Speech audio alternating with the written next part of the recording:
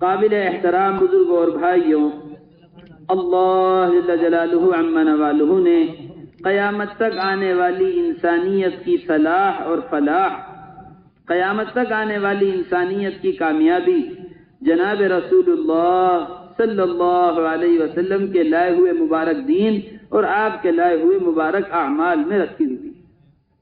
یہ اللہ جل جلالہ عما نوالہ کا بنایا ہوا ضابطہ ہے، یہ اللہ جل جلالہ عما نوالہ کا بنایا ہوا قانون ہے۔ اللہ جل جلالہ عما نوالہ کے قانون کو کوئی تبدیل کر نہیں سکتا۔ انسان دنیا میں بنے ہوئے قوانین کا پابند ہوتا ہے۔ کتنی کمزور ہیں دنیاوی حکومتیں، کتنے کمزور ہیں دنیاوی قوانین، پھر بھی ایک عام انسان ان قوانین کا پابند ہوتا ہے۔ اللہ جل جلالہ عما نوالہ کے بنائے ہوئے قوانین کا انسان کس قدر پابند ہوگا، کس قدر پابند، ساری انسانیت مل کر اللہ کے بنائے ہوئے قانون کو تبدیل کر نہیں سکتی۔ یہ اللہ جل جلالہ عما نوالہ کا قانون ہے۔ ان الدین عند اللہ الاسلام ومن یبتغی غیر الاسلام دینا فلن یقبل منہ۔ اللہ جل جلالہ عما نوالہ فرما رہے ہیں اللہ کے نزدیک قابل قبول دین دین اسلام ہے۔ جو اس دین کے علاوہ دین لے کر آئے گا، جو اس دین کے علاوہ محنت لے کر آئے گا، اللہ جل جلالہ عما نوالہ کے یہاں وہ محنت قابل قبول نہیں۔ وہ محنت کیا نہیں ہے؟ قابل قبول۔ ہر انسان کسی بھی میدان کے اندر ہو، کسی بھی محکمے کے اندر ہو، کسی بھی لائن کے اندر ہو، کسی بھی قسم کی صلاحیت رکھتا ہو، ہر ایک کی کامیابی کا واحد عمل حضور اکرم صلی اللہ علیہ وسلم والے اعمال۔ ہر ایک کی کامیابی کا واحد عمل حضور اکرم صلی اللہ علیہ وسلم والے اعمال۔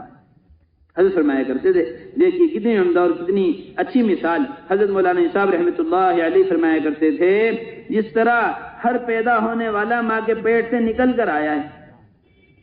ہر پیدا ہونے والا کہاں سے نکل کر آتا ہے؟ ماں کے پیٹ سے نکل کر آیا ہے۔ اس ملک کا بادشاہ ہو یا اس ملک کا فقیر ہو، کوئی امیر ہو یا غریب ہو، کوئی کمانڈر ہو یا عام آدمی ہو، طاقتور ہو یا کمزور ہو، ہر ایک کے دنیا میں آنے کا راستہ متعین ہے اور ہر ایک کا دنیا سے جانے کا راستہ متعین۔ بادشاہ بھی موت کے ذریعے جا رہا خالی ہاتھ، فقیر بھی موت کے ذریعے جا رہا خالی ہاتھ، امیر بھی، غریب بھی، کمزور بھی، طاقتور بھی، صلاحیت رکھنے والا بھی، بے صلاحیت بھی، ہر ایک کے جانے آنے کا راستہ دنیا کے اندر متعین۔ حضرت فرمایا کرتے تھے جس طرح خلق اور موت ہر ایک کے لیے برابر ہے، خلق اور موت کے طریقے اور راستے ہر ایک کے لیے برابر ہیں، اسی طرح اس خلق اور موت کے درمیان کی زندگی کے اندر کامیابی والے اعمال بھی سب کے لیے برابر۔ اس خلق اور موت کے درمیان کی زندگی کے اندر کامیابی والے اعمال بھی سب کے لیے برابر۔ اس کا مطلب یہ ہے کہ اگر بادشاہ کامیاب ہونا چاہتا ہے وہ بھی حضور اکرم صلی اللہ علیہ وسلم والے اعمال سے ہی کامیاب ہو سکتا ہے، اگر ادنا فقیر کامیاب ہونا چاہتا ہے وہ بھی حضور اکرم صلی اللہ علیہ وسلم والے اعمال سے ہی کامیاب ہو سکتا ہے۔ ایک فن رکھنے والا اگر کامیاب ہونا چاہتا ہے تو اس کو اس کا فن کامیاب نہیں کرے گا، حضور اکرم صلی اللہ علیہ وسلم والے اعمال کامیاب کریں گے۔ ایسا نہیں ہے کہ بادشاہت کو تو بادشاہت کامیابی دلا دے گی، وزیر کو تو وزارت کامیابی دلا دے گی۔ حضرت مولانا صاحب رحمۃ اللہ علیہ فرمایا کرتے تھے، دیکھیے کتنی گہری بات ہے، کتنی عمدہ بات فرمایا کرتے تھے، کائنات کے نقشوں سے فائدہ حاصل کرنا کامیابی نہیں ہے، کامیابی کا دھوکہ ہے۔ کائنات کے پھیلے ہوئے نقشوں سے فائدہ حاصل کرنا، دیکھیے کتنی گہری بات، کائنات کے پھیلے ہوئے نقشوں سے فائدہ حاصل کرنا کامیابی نہیں ہے بلکہ کامیابی کا دھوکہ ہے۔ اصل کامیابی یہ ہے کہ خالق کائنات، مالک کائنات اللہ جل جلالہ عما نوالہ کے خزانوں سے براہ راست فائدہ حاصل کرنا سیکھ جائے۔ مثال دیا کرتے تھے حضرت کہ کائنات کے نقشوں سے فائدہ اٹھانے والا فرعون، کائنات کے نقشوں سے فائدہ اٹھانے والا حامان، کائنات کے نقشوں سے فائدہ اٹھانے والا قارون، کائنات کے نقشوں سے فائدہ اٹھانے والا شداد، ساری دنیا کے اسباب جمع کرنے کے باوجود یہ جمع کیے ہوئے اسباب ان کو ہلاکت سے بچا نہیں سکے۔ جمع کیے ہوئے اسباب ان کو ہلاکت سے بچا نہیں سکے۔ بڑی عمدہ بات ہمارے حضرت فرماتے ہیں، بڑی عمدہ بات، جب ساری دنیا کے جمع کیے ہوئے اسباب ان کو ان کی زندگی میں ہلاکت سے بچا نہیں سکے، ان اسباب کا تھوڑا سا حصہ کما کر آج انسان اپنے آپ کو کامیاب کیسے سمجھ سکتا ہے؟ سمجھنے کی بات۔ حضرت مولانا صاحب رحمۃ اللہ علیہ فرمایا کرتے تھے بس خالق کائنات اللہ جل جلالہ عما نوالہ کے خزانوں سے فائدہ حاصل کرنا اصل کامیابی ہے، اور یہ فائدے حاصل ہوں گے دو بنیادی چیزوں کے ذریعے۔ حضرت فرمایا کرتے تھے دو بنیادی چیزیں ہیں جو ایک کلمہ لا الہ الا اللہ محمد الرسول اللہ والے شخص کو اللہ کے خزانے سے براہ راست فائدہ دلوا سکتی ہیں۔ سب سے پہلی چیز اللہ جل جلالہ عما نوالہ والا یقین، دل سے نکلنے والا یقین۔ ایک انسان کو اللہ کے خزانے سے فائدہ ایک مسلمان کو اللہ کے خزانے سے فائدہ دلواتا ہے براہ راست، اور جسم سے نکلنے والا عمل فرمایا کرتے تھے دوسری چیز ہے جسم سے نکلنے والا عمل، دل سے نکلنے والا یقین ہو اور جسم سے نکلنے والا عمل اللہ کے حکم کے مطابق ہو، اس شخص کو اللہ کے خزانوں سے فائدہ حاصل کرنے میں کوئی چیز روک نہیں سکتی۔ حضرت مولانا صاحب رحمۃ اللہ علیہ فرمایا کرتے تھے یقین اتنی بڑی طاقت ہے، اتنی بڑی طاقت، جب بندہ اللہ جل جلالہ عما نوالہ والے یقین پر قدم اٹھاتا ہے اللہ جل جلالہ عما نوالہ اس کو وہاں پال کر دکھلاتے ہیں جہاں پلنے کی کوئی شکل موجود نہ ہو، جہاں پلنے کی کوئی شکل موجود نہ ہو۔ اللہ جل جلالہ عما نوالہ نے سارے اسباب کے ساتھ فرعون کو بادشاہت میں ہلاک کر کے دکھلایا ہے، سارے وزارت کے ساتھ جو ہے حامان کو وزارت میں ہلاک کر کے دکھلایا ہے، سارے مال کے ساتھ قارون کو ہلاک کر کے دکھلایا ہے، عالی شان جنت بنانے کے باوجود شداد کو اس کی جنت کے اندر ہلاک کر کے دکھلایا ہے۔ یہ ہیں ساری زندگی کے اسباب بنانے والے جن کی زندگی ہلاکت پر آ کر ختم ہو رہی ہے۔ یقین والوں کو اللہ جل جلالہ عما نوالہ کے خزانوں سے ملتا ہے۔ حضرت فرمایا کرتے تھے سارے آسمان لوہے کے ہو جائیں، ساری زمینیں پیتل کی ہو جائیں، سارے آسمان سے برسنے کی ایک قطرے کی گنجائش نہ ہو، زمین سے اگنے میں ایک دانے کی گنجائش نہ ہو، ایک دانے کی گنجائش، گویا کہ اس بند لوہے کے کمرے کے اندر، گویا کہ کہاں پر؟ اس بند لوہے کے کمرے کے اندر جہاں سے کچھ آنے اور جانے کی گنجائش نہیں ہے، ایک کلمہ لا الہ الا اللہ والا اگر اللہ کے حکم پر پلنے کا یقین دل کے اندر رکھتا ہے، اللہ جل جلالہ عما نوالہ اس بند کمرے کے اندر اس کو پال کر دکھلائیں گے۔ کہاں کہاں پالا ہے؟ حضرت فرمایا کرتے تھے مچھلی کے پیٹ میں اللہ نے پال کر دکھلایا، پلنے کا کوئی امکان نہیں ہے۔ اندھیرے کنویں میں یوسف علیہ السلام کو اللہ پال کر دکھلا رہے ہیں، فرعون کے محل کے اندر موسیٰ علیہ السلام کو اللہ نے پال کر دکھلایا ہے، آگ کی لپٹوں کے اندر حضرت ابراہیم علیہ السلام کو اللہ نے پال کر دکھلایا ہے، اور جو ہے اندھیرے جنگل کے اندر حضرت ہاجرہ کو اللہ پال رہے ہیں۔ اللہ دھار لگی ہوئی چھری کے نیچے حضرت اسماعیل علیہ السلام کو اللہ نے پال کر دکھلایا۔ دیکھیے تو صحیح، زندگی کے گزارنے کے یہاں انتظامات نہیں ہیں، یہاں سامان اور اسباب نہیں ہیں، یہاں چیزیں اور نقشے نہیں ہیں، یہاں دل کا یقین ہے، دل کا یقین جو براہ راست اللہ کے خزانے سے پال رہا ہے۔ حضرت فرمایا کرتے تھے دو قسم کی محنت ہے، ایک محنت فرعون نے کی ہے اپنی قوم کے اوپر، سامان کے اعتبار سے، اسباب کے اعتبار سے، چیزوں کے اعتبار سے، نقشوں کے اعتبار سے، بالآخر سارے اسباب جمع کرنا فرعون کو کوئی کام نہیں آیا۔ ایک محنت حضرت موسیٰ علیہ السلام اپنے ماننے والی کمزور سی قوم پر، حضرت فرمایا کرتے تھے بڑا اچھا جملہ کہ بہت کمزور سی قوم کو حضرت موسیٰ علیہ السلام نے بڑی عالی محنت پر اٹھایا ہے۔ قرآن نے آپ کی محنت کو بیان فرمایا ہے، یا قوم ان کنتم آمنتم باللہ فعلیہ توکلوا، یا قوم ان کنتم آمنتم باللہ فعلیہ توکلوا، اے قوم اگر تم اللہ کے ماننے والے ہو تو اللہ کے ذات عالی پر بھروسہ رکھو۔ یہ یقین کی محنت پر اپنی قوم کو اٹھایا، کس محنت پر؟ یقین بنانے والی محنت۔ اس یقین پر اللہ جل جلالہ عما نوالہ کے خزانوں سے لے کر دکھلایا ہے، وہی میدان ہے، وہی دریا ہے جہاں ساری زندگی کے اسباب جمع کرنے والا فرعون کوئی سبب اس کو کام نہیں آیا، یہاں اللہ جل جلالہ عما نوالہ نے ظاہر کے خلاف، عقل کے خلاف، دنیاوی مزاج کے خلاف، دنیا کے رواج کے خلاف حضرت موسیٰ علیہ السلام کو نکلنے کا راستہ دیا۔ میرے محترم دوستو بزرگو، یہ یقین ہے، یقین اگر میں اللہ کے حکم پر قدم اٹھا رہا ہوں اللہ جل جلالہ عما نوالہ مجھے ضائع نہیں کرے۔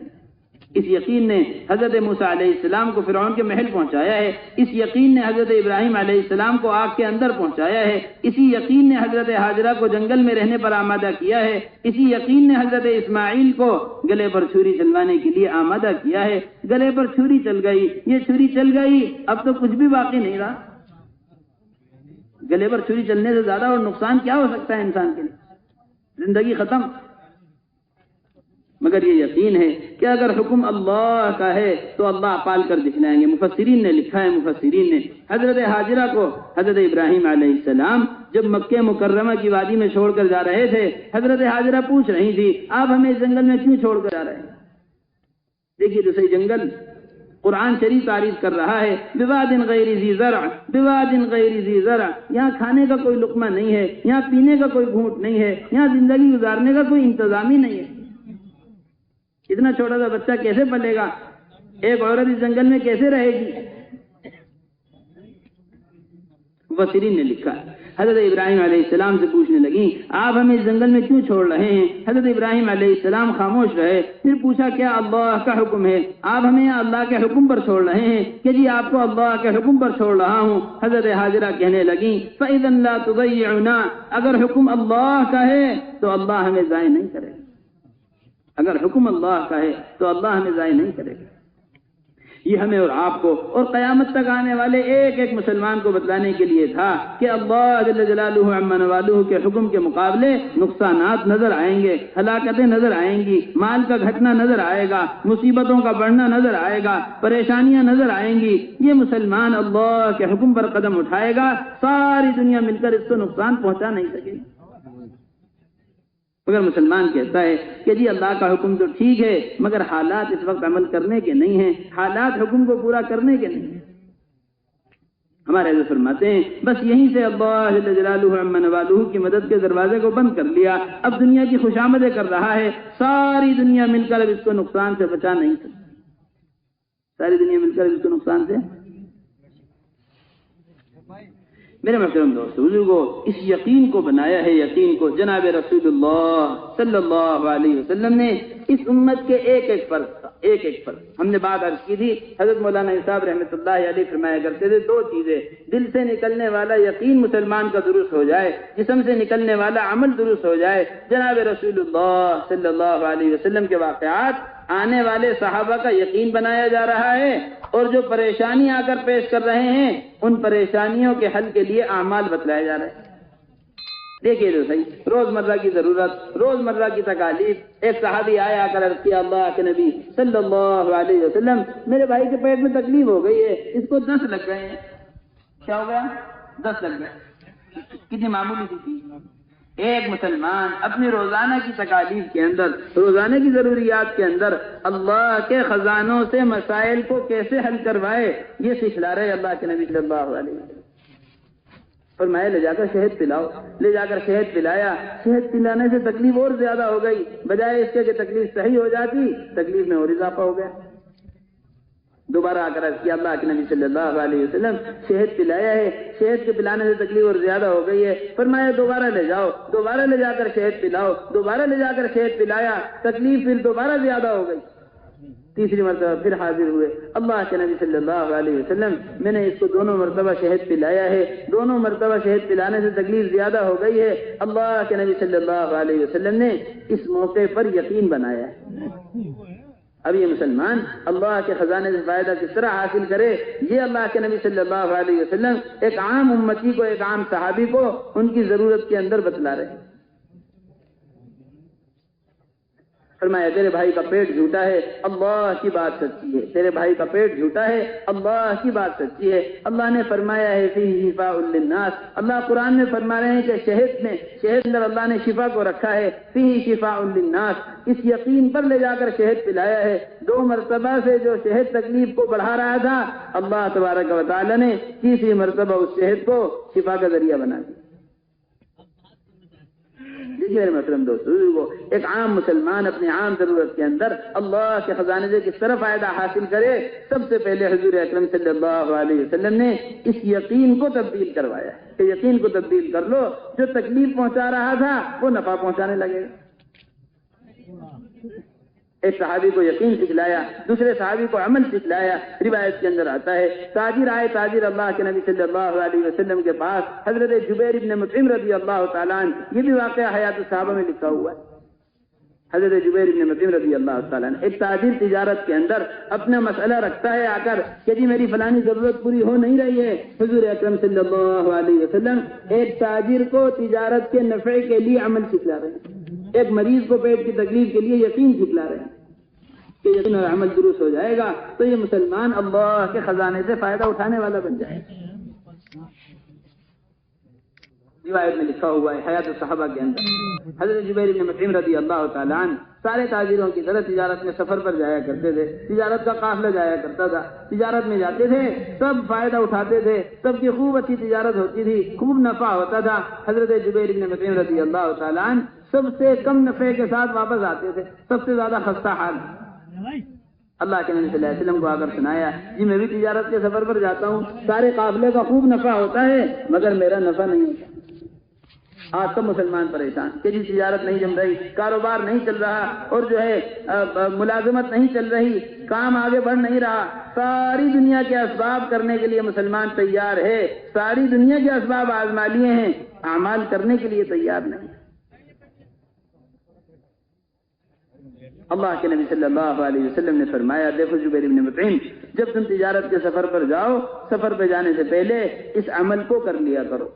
قرآن شریف کی صورتیں بتلائیں. قل یا ایھا الکافرون پڑھو بسم اللہ کے ساتھ، اذا جاء نصر اللہ والفتح پڑھو بسم اللہ کے ساتھ، قل هو اللہ احد بسم اللہ کے ساتھ، قل اعوذ برب الفلق بسم اللہ کے ساتھ، قل اعوذ برب الناس بسم اللہ کے ساتھ. یہ آخر کی 5 صورتیں بسم اللہ کے ساتھ، اور فرمایا ایک بسم اللہ آخر میں پڑھو. 5 صورتیں اور 6 بسم اللہ.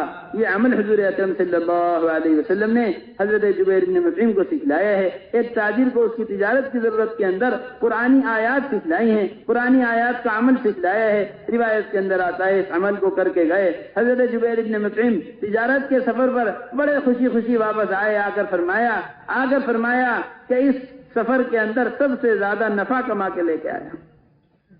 اس سفر کے اندر کیا کما کے لایا ہوں؟ سب سے زیادہ نفع کما کے لے گیا.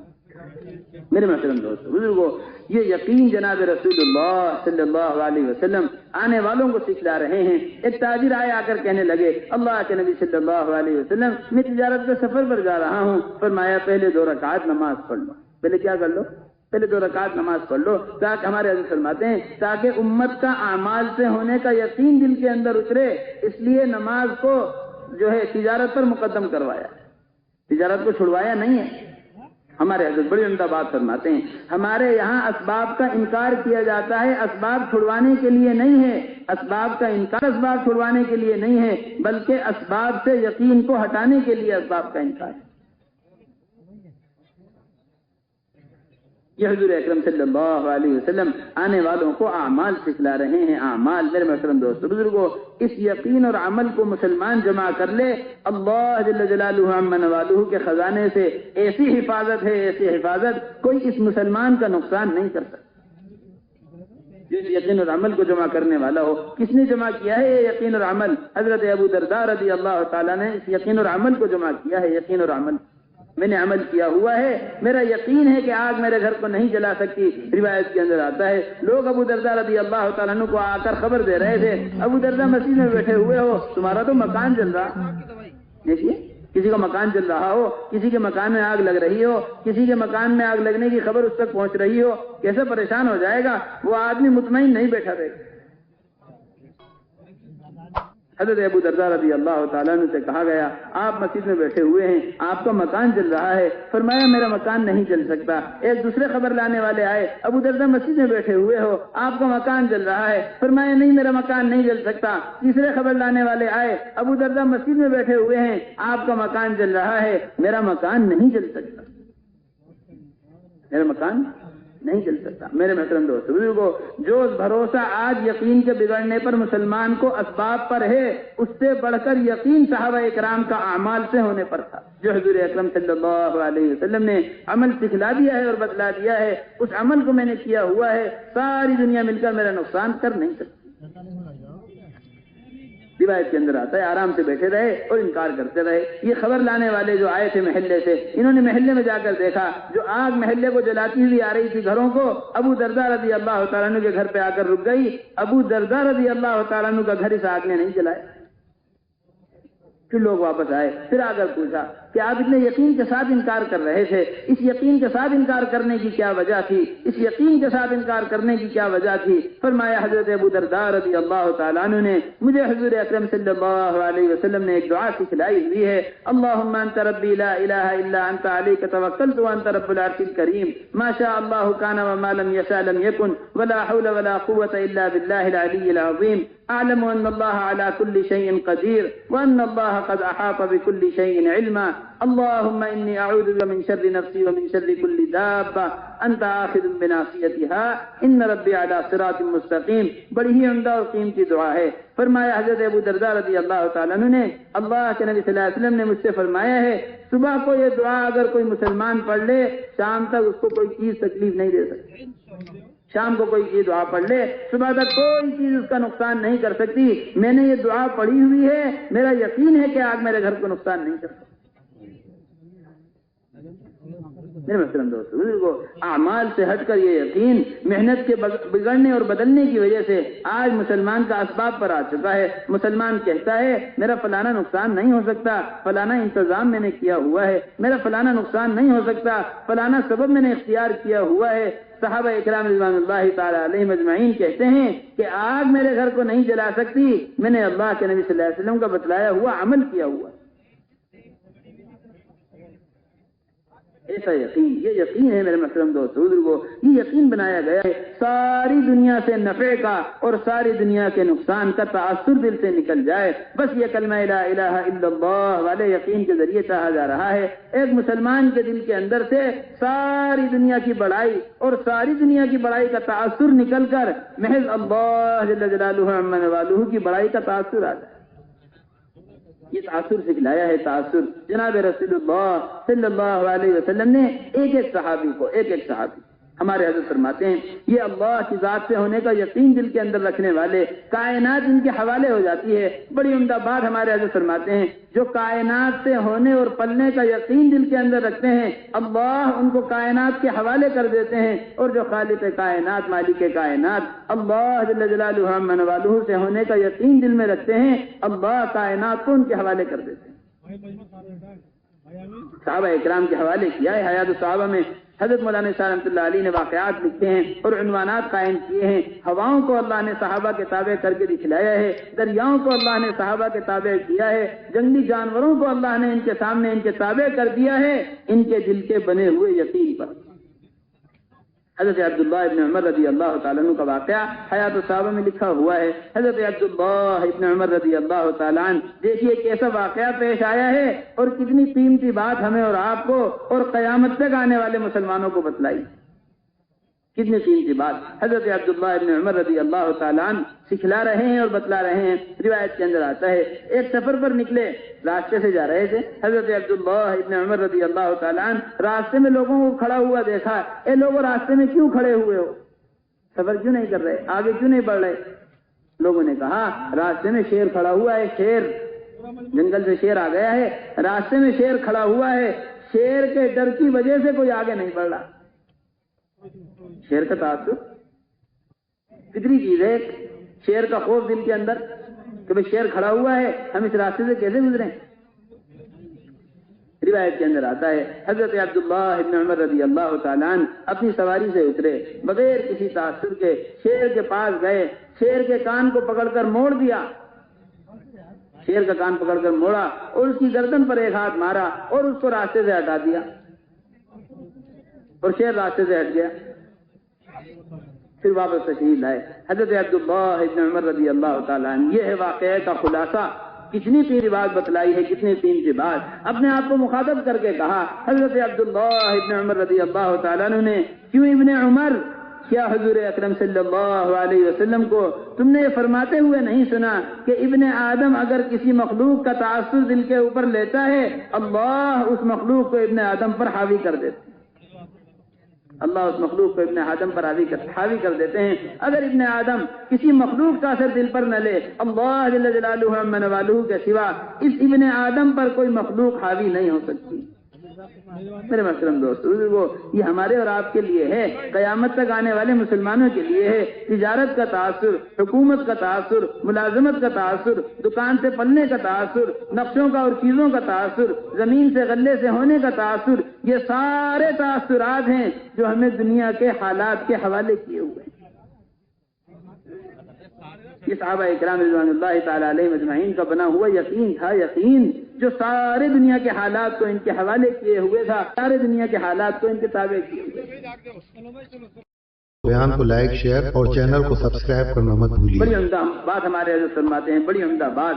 آج مسلمان کا سب سے بڑا نقصان ہوا ہے، سب سے بڑا نقصان وہ دل کے یقین کے بگڑنے کی وجہ سے ہوا ہے۔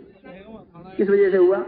دل کے یقین کے بگڑنے کی وجہ۔ ہمارے حضرت فرماتے ہیں بڑی اچھی بات، اور یہ دل کا یقین بگڑا ہے زبان کے بول کے بگڑنے کی وجہ سے۔ دل کے یقین کے بگڑنے کی وجہ ہے زبان کے بول کا بگڑ جانا۔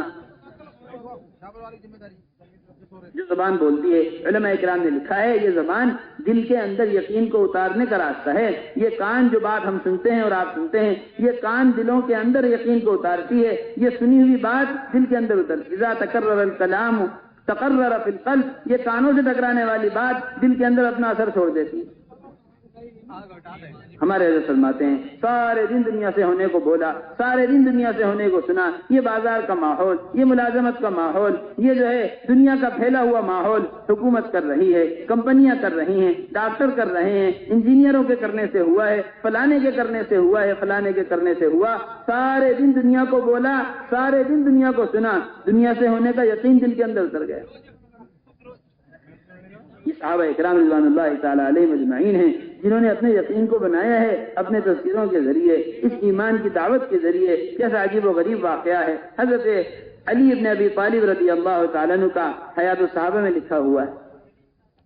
روایت کے اندر آتا ہے حضرت علی ابن ابی طالب رضی اللہ تعالیٰ عنہ نے ایک موقع پر دو کام کیے۔ کتنے کام؟ دو کام۔ ایک سبب اختیار کیا ہے تجارت، اور ایک عمل کیا ہے صدقہ۔ روایت کے اندر آتا ہے 6 درہم صدقہ کیے حضرت علی رضی اللہ تعالیٰ عنہ نے۔ 6 درہم صدقہ کرنے کے بعد تشریف لے گئے، ایک سواری بیچنے والا آیا، اس سے اس سواری کو خرید لیا۔ کتنے میں بیچ رہے ہو یہ سواری؟ کہ جی 100 درہم میں بیچوں گا۔ 100 درہم میں خرید لیا۔ ابھی خریدے ہوئے تھوڑی دیر گزری تھی، تھوڑی دیر کہ اس کا کوئی خریدار آ گیا کہ کس کی سواری ہے؟ علی ابن ابی طالب کی سواری ہے۔ بتلائیے کیا بات ہے؟ جی میں سواری خریدنا چاہتا ہوں، آپ کتنے میں بیچیں گے؟ جی 160 میں بیچیں گے۔ 100 درہم میں خریدا اور 160 درہم میں اس کو بیچ دیا۔ یہ خرید و فروخت، اس خرید و فروخت سے، اس تجارت سے 60 درہم نفع کمایا ہے حضرت علی بن ابی طالب رضی اللہ تعالیٰ نے۔ یہ 60 درہم کا نفع کما کے اپنے گھر لے کر گئے، گھر والوں کو دکھلائے، دیکھو 60 درہم۔ گھر والوں نے پوچھا کہاں سے آئے؟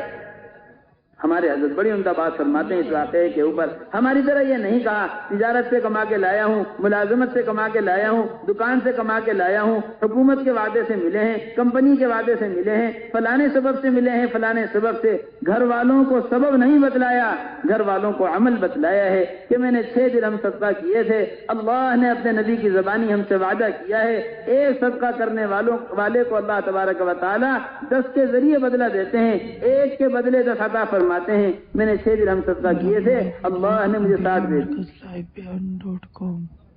فرمایا ھذا ما وعدنا اللہ ورسولہ وصدق اللہ ورسولہ، یہ تو اللہ اور اس کے رسول کا کیا ہوا وعدہ ہے۔ اللہ اپنے وعدے میں سچے ہیں، نبی اپنے وعدے میں سچے ہیں۔ ہم نے 6 درہم صدقہ کیے تھے، اللہ نے ہر ایک کے بدلے 10 دے دیے، 6 کے بدلے 7 مل گئے۔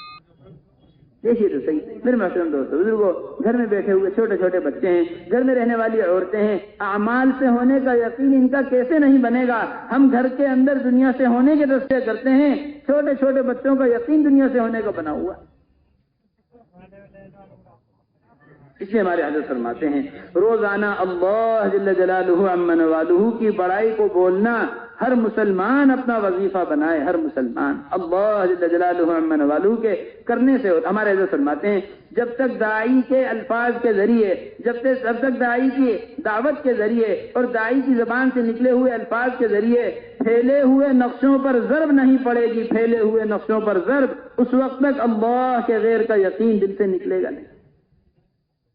پھیلے ہوئے نقشوں پر ضرب یہ ہے کہ ڈاکٹر کے کرنے سے نہیں ہوتا، حکومت کے کرنے سے نہیں ہوتا، مالداروں کے کرنے سے نہیں ہوتا، دنیاوی اسباب سے نہیں ہوتا، اللہ کے حکم سے ہوتا، اللہ کے حکم سے ہوتا ہے۔ جب تک ہر مسلمان روزانہ اپنا وظیفہ نہ بنا لے اس اللہ کی بڑائی کے بولنے کو اور اللہ کے کرنے سے ہونے کو بولنے کو، اس وقت تک اللہ کا غیر دل سے نکلے گا نہیں،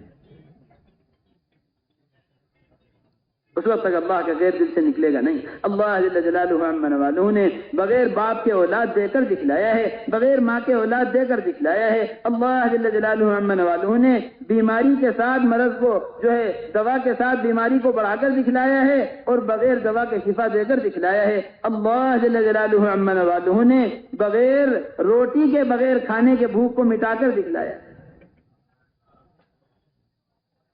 روایت کے اندر آتا ہے، دیکھیے تو صحیح اللہ جل جلالہ عما نوالہ کی قدرت۔ روایت کے اندر آتا ہے حضور اکرم صلی اللہ علیہ وسلم کی چہیتی اور لاڈلی بیٹی حضرت فاطمہ الزہرا رضی اللہ تعالی عنہا، حیات الصحابہ میں لکھا ہوا ہے یہ بھی واقعہ۔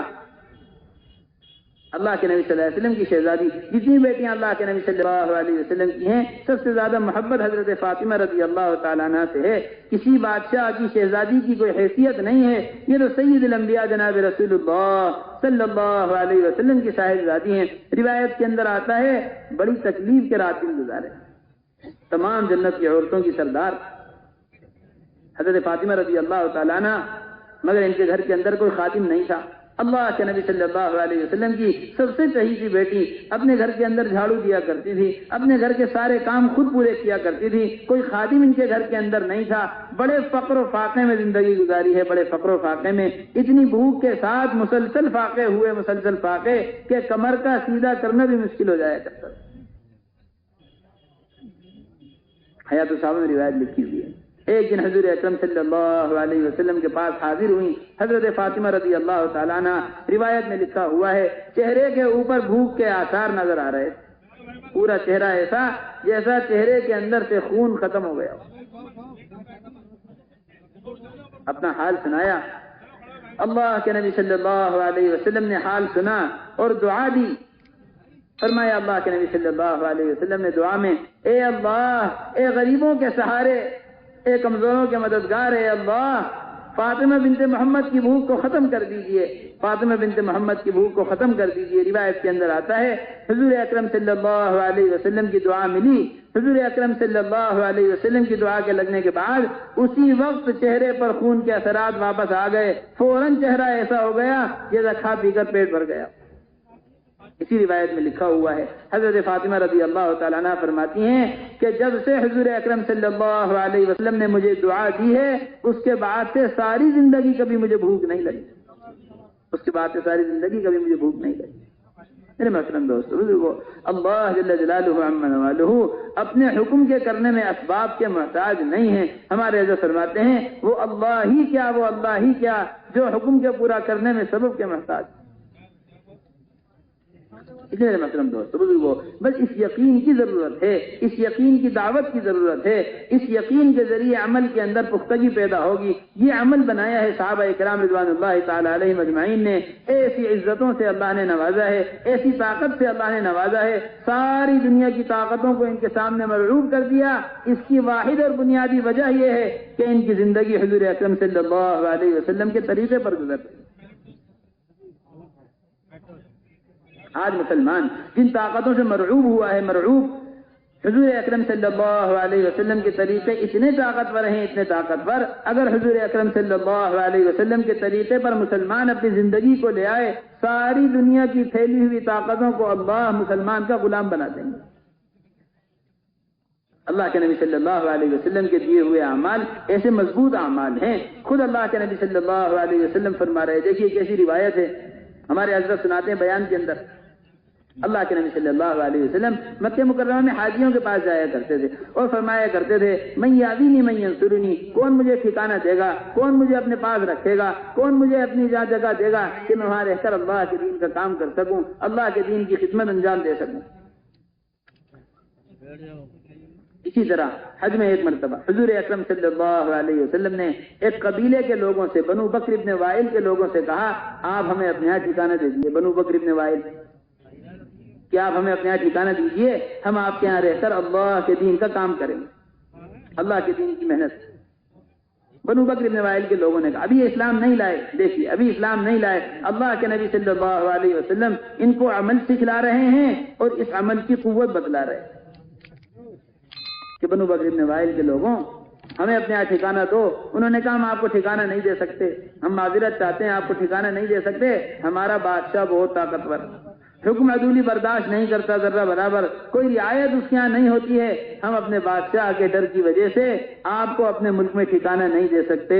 حضور اکرم صلی اللہ علیہ وسلم نے فرمایا بنو بکر بن وائل میں تمہیں ایک ایسا عمل سکھلاتا ہوں، تم اس عمل کو کر لو۔ فرمایا 33 مرتبہ سبحان اللہ، 33 مرتبہ الحمدللہ، 33 مرتبہ اللہ اکبر۔ کتنا سیدھا سادہ عمل ہے، کتنا سیدھا سادہ عمل، اس کی قوت بتلائی ہے حضور اکرم صلی اللہ علیہ وسلم نے۔ اے بنو بکر بن وائل اگر تم اس عمل کو کر لو جس بادشاہ کی قوت اور طاقت سے تم ڈرے ہوئے ہو، اللہ جل جلالہ عما نوالہ اس کی ساری بادشاہت تمہارے حوالے کر دے گا اور اس کے ساری اولاد کو تمہارا غلام بنا دے گا۔ میرے محترم دوست بزرگوں، ایسا رعب دیا ہے اللہ نے، ایسا رعب، ایک ایک تنہا فرد سارے بادشاہوں کے دربار میں جایا کرتے تھے۔ ہمارے حضرت مولانا اسحاق رحمۃ اللہ علیہ بڑی عمدہ بات فرمایا کرتے تھے، حضور اکرم صلی اللہ علیہ وسلم والی سنتیں دے کر اللہ جل جلالہ عما نوالہ نے مسلمان کو شیر جیسا رعب دیا تھا، شیر جیسا رعب۔ شیر کا رعب ہوتا ہے شیر جنگل سے اتر کر آ جائے، پورے محلے کے دروازے بند، سارے گھروں کے دروازے بند۔ بھائی کیا بات ہو گئی جی، جنگل سے شیر آیا ہوا ہے، کسی کے باہر نکلنے کی ہمت نہیں ہے۔ کیوں ہمت نہیں ہے؟ باہر شیر آیا ہوا ہے، شیر بھی ایک جان، ایک محلے میں ایک گھر میں رہنے والا ایک انسان بھی ایک جان، ایک جان سینکڑوں جانوں کے ڈر کا سبب بنی ہوئی ہے۔ ایسا رعب اللہ نے صحابہ کو دیا تھا، ایسا رعب۔ ایک ایک صحابی پورے دربار میں جایا کرتے تھے اور پورے دربار ایک ایک صحابی کا ایسا تاثر لیا کرتے تھے۔ حیات الصحابہ میں، ریاض الصالحین میں بڑی تفصیل سے روایت لکھی ہوئی ہے۔ حضرت ربیع بن عامر رضی اللہ تعالیٰ عنہ رستم کے دربار میں گئے، اپنے گدھے کو لے کر گئے، اپنے خچر کو لے کر گئے، بادشاہ کے تختے پائے سے باندھا اس کو لے جا کر، ایک روایت میں لکھا ہوا ہے سونے کے بنے ہوئے تاروں کے تکیے سے اپنے گدھے کو باندھ دیا، بادشاہ کا سارا قالین چاک کر دیا، اس پہ گدھے کے پاؤں دھس رہے تھے۔ ہمارے ایسے فرماتے ہیں یہ بتلانے کے لیے تمہارے ملک و مال کی اس دل کے اندر کوئی حیثیت نہیں ہے، تمہارا سونا، تمہارا چاندی، تمہارے چمکتے ہوئے مال تمہیں مبارک، ہماری نظر میں اس کی کوئی قیمت ہی نہیں ہے۔ یہ تھی دنیا کی بے تاثری، ان کے مال کی اور ان کے ملک کا کوئی تاثر دل کے اندر نہیں تھا۔ جو متاثر ہوتے ہیں وہ سامنے والے کو متاثر کر نہیں سکتے۔ آج مسلمان سارے باطل سے مرعوب اسی لیے ہے کہ باطل کے مال سے متاثر ہے۔ صحابہ اکرام رضوان اللہ تعالی علیہ مجمعین، دیکھیے ایک اکیلے صحابی، رستم کا دربار کیسا ہوتا ہے، بادشاہ کا دربار، اس کی فوج، اس کی طاقت، اس کا ملک، اس کا محل، اپنی پوری قوت کے ساتھ ایک بادشاہ بیٹھا ہوا ہے اور سامنے ایک فقیرانہ حلیے کے اندر حضور اکرم صلی اللہ علیہ وسلم کے صحابی ہیں حضرت ربیع بن عامر رضی اللہ تعالیٰ عنہ۔ حیات الصحابہ میں ان کا حلیہ بھی لکھا ہوا ہے، انہوں نے کیا پہنا ہوا تھا، بڑا سادہ سا لباس پہنا ہوا تھا، اور وہ لباس بھی اس دربار والوں کو بڑا مرعوب کر رہا تھا۔ چند باتیں بادشاہ سے کہیں اور بادشاہ سے کہہ دیا یہ جو زمین ہے، زمین جس پر آپ کا یہ تخت رکھا ہوا ہے، یہ اب آپ کی نہیں ہے، ہم آ گئے ہیں، آپ اپنے ملک سے نکل جائیے۔ بادشاہ سے بات کی جا رہی ہے۔ روایت کے اندر آتا ہے ایسا خوف ہوا دل کے اندر، ایسا خوف کہ اس کا خوف اس کے چہرے پر نظر آنے لگا۔ وزیروں نے کہا آپ ایک فقیر کی بات سے تعصب لے رہے ہیں۔ بادشاہ نے کہا یہ فقیر نہیں ہے، فقیر نہیں ہے، یہ میرے پیروں کے نیچے سے میری زمین نکال کر لے گیا ہے، یہ میرے پیروں کے نیچے سے میری زمین نکال کر لے گیا ہے۔ میں یہ سوچ رہا ہوں جب یہ تنہا اتنی ہمت اور جرت والا ہے تو اس کا سارا لشکر کیسی ہمت اور جرت والا ہو۔ جب یہ اکیلا اس ہمت سے آیا ہے تو اس کی ہمتوں کا حال اس کے لشکر میں کیا ہوگا؟ میرے محترم دوستو بزرگو، یہ کلمہ لا الہ الا اللہ محمد الرسول اللہ جب اپنی حقیقت اور اپنے عمل کے ساتھ زندگیوں کے اندر ہوتا ہے تو ایسا رعب ہوتا ہے، ایسا رعب۔ ایک اور روایت حیات الصحابہ میں لکھی ہوئی ہے، بادشاہ کے دربار میں جا کر صحابہ اکرام نے کلمہ لا الہ الا اللہ پڑھا۔ کلمہ لا الہ الا اللہ کے پڑھنے سے ایسی مدد اللہ جل جلالہ عما نوالہ نے کی ہے۔ روایت میں لکھا ہوا ہے بادشاہ کا محل اس طرح ہلنے لگا کلمہ پڑھنے سے جس طرح درخت پر لگا ہوا پتا ہلتا ہے۔ آج اسی کلمے کو مسلمان پڑھتا ہے مگر دل یقین سے خالی ہے، زندگی عمل سے خالی ہے۔ صحابہ اکرام رضوان اللہ تعالی علیہم اجمعین نے اس کلمے کو پڑھا ہے، بادشاہ کے دربار میں ایسا رعب اللہ نے دیا۔ یہ حضور اکرم صلی اللہ علیہ وسلم کی سنتیں میرے محترم دوستو بزرگوں، مورخین نے لکھا ہے، مورخین نے حضرت عمر بن خطاب رضی اللہ تعالیٰ عنہ کا زمانہ ہے، اس زمانے کے اندر مدینہ منورہ کا حال دیکھیے کیا حال ہے، بالکل سیدھا سادہ علاقہ ہے، سیدھے سادہ مکانات ہیں، ان کی زندگی کے اندر عیش و عشرت نہیں ہے، ان کی زندگیوں میں مال اور دولت نہیں ہے، ان کی زندگیوں میں دنیاوی اسباب اور سامان نہیں ہے۔ مورخین نے لکھا ہے، مورخین نے حضرت عمر بن الخطاب رضی اللہ تعالیٰ عنہ کے زمانے کے اندر ساری دنیا کی بڑی بڑی سلطنت، یہ رومیوں کی سلطنت اور یہ بڑی بڑی سلطنت اس بات کا فیصلہ کر چکے تھے ہم مسلمان سے مقابلہ کر نہیں سکتے۔ کہاں سے آئی تھی یہ طاقت؟ کیا چیز تھی؟ کیا سبب ہے کہ ساری دنیا کا باطن مرعوب ہے؟ ہمارے حضرت فرماتے ہیں واحد سبب ہے، واحد حضور اکرم صلی اللہ علیہ وسلم والے حضور اکرم صلی اللہ علیہ وسلم والے اعمال پہ زندگی گزر رہی ہے۔ اللہ جل جلالہ عما نوالہ نے جن کے ذریعے سارے اسلام کو عزت عطا فرمائی ہے، قیامت تک آنے والے مسلمانوں کو عزت کا راستہ بتلا کر گئے۔ دعا مانگی اللہ کے نبی صلی اللہ علیہ وسلم نے، اے اللہ عمر بن خطاب کے ذریعے یا ابو جہل کے ذریعے اسلام کو قوت عطا فرما دیجئے۔ اس دعا کو حضرت عمر بن خطاب رضی اللہ تعالیٰ عنہ کے حق میں اللہ نے قبول فرمایا ہے۔ عمر بن خطاب رضی اللہ تعالیٰ عنہ مسلمان ہو گئے۔ مکہ مکرمہ کے اندر حیات الصحابہ میں لکھا ہوا ہے، ایسا کلمے کی آواز بلند ہوئی، ایسی تکبیر کی آواز بلند ہوئی کہ اس سے پہلے اتنی بلند آواز تکبیر کی مکے میں سنی نہیں گئی۔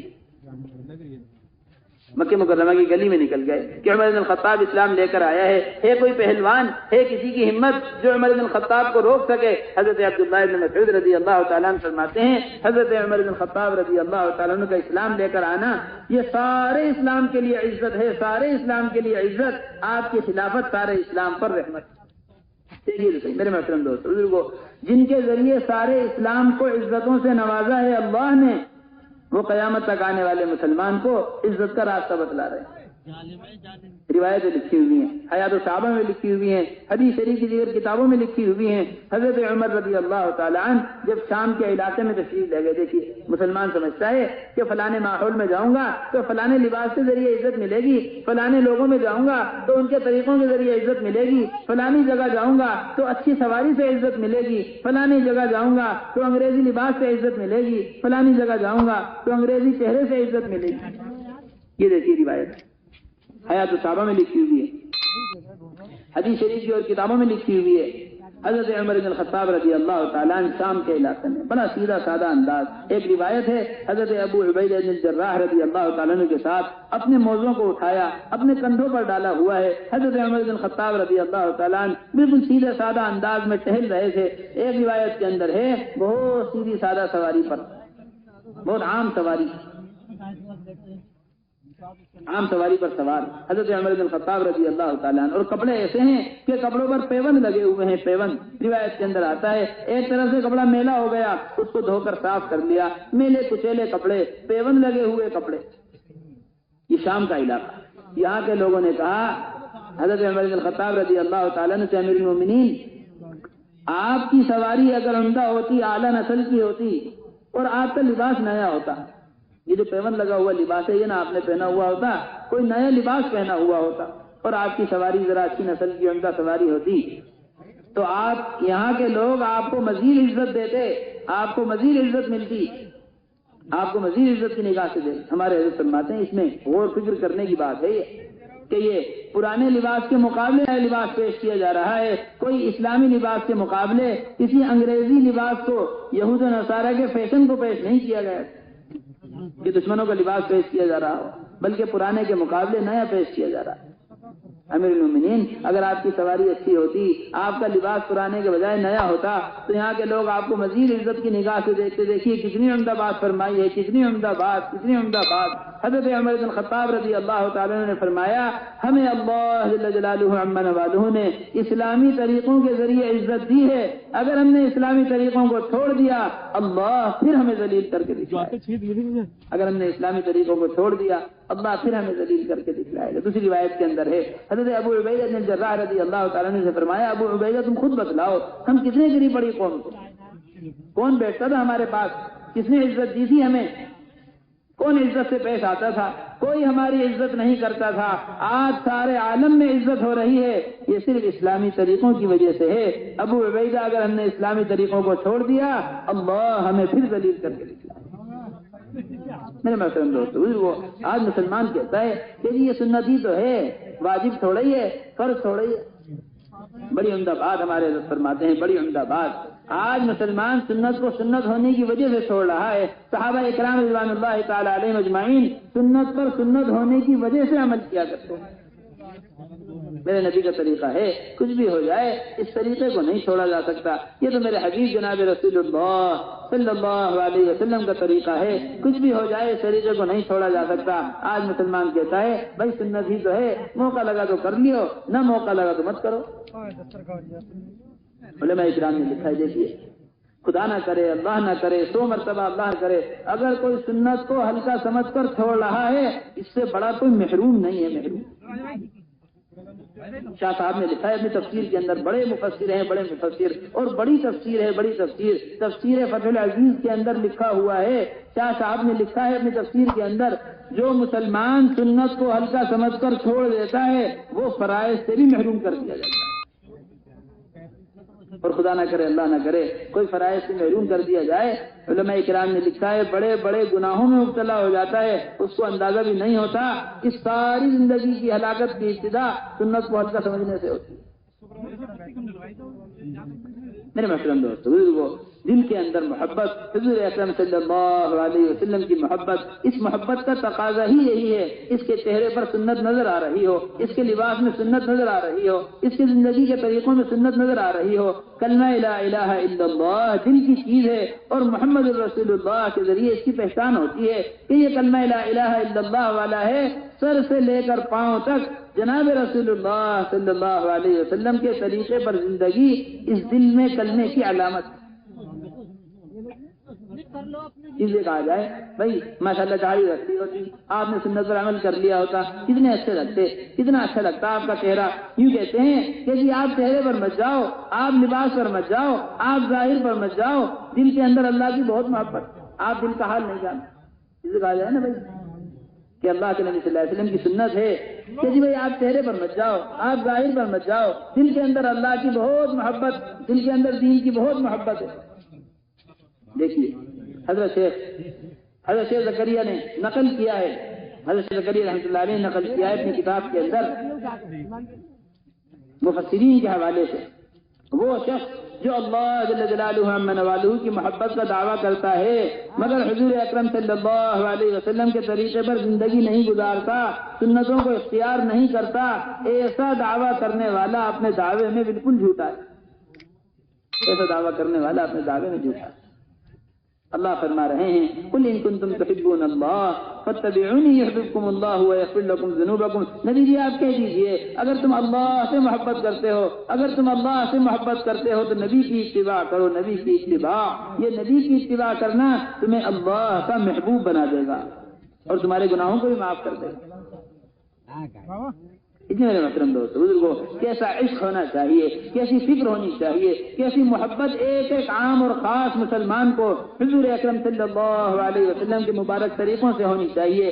آج مسلمان کہتا ہے میں سنت پر عمل کرنا تو چاہتا ہوں مگر فلانا کیا کہے گا، فلانا کیا کہے گا، میں داڑھی رکھنا تو چاہتا ہوں مگر میرے دوست کیا کہیں گے، میں سنت طریقے پر شادی کرنا تو چاہتا ہوں مگر میری سسرال والے کیا کہیں گے، میں سنت لباس پہننا تو چاہتا ہوں مگر میری ملازمت والے کیا کہیں گے، فلانا کیا کہے گا، فلانا کیا کہے گا۔